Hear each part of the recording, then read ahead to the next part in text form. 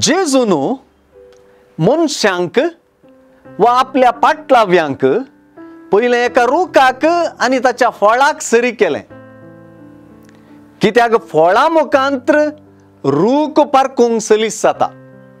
तेच परी मनशाच्या काळजांत कितें आसा तें ताच्या उतरां करण्यांनी झळकता। उतरां करण्यो काळजाचो आरसो जातात आणि एकल्याच्या काळजाच्या बरेपणाक वा खोटेपणाक बोट करतात। हाका ताळ पडची आनी एक वपार घर बांदप्याची।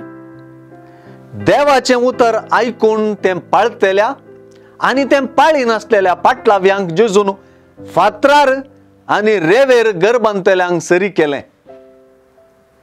देवाचें उतर आयकप आणि पाळप पाटलाव्यांक तिरासन आणि दृढताय जोडून दिता।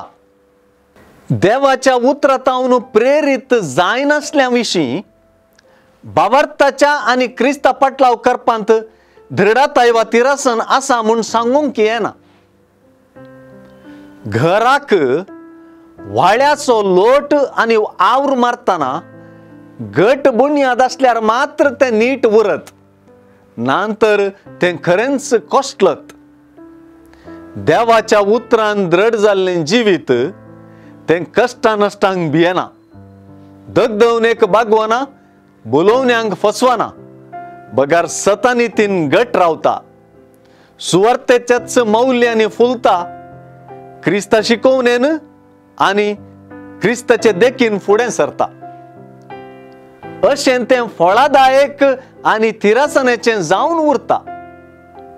जेजू मुखांतर प्रगट जाल्लें देवाचें उतर वा जेजूस उलयता ती उतरां ताका आयकूंक आनी जीनी आध्यात्मिक आनी नैतीक मौल्यांनी सोबोवंक एक आपोवणें।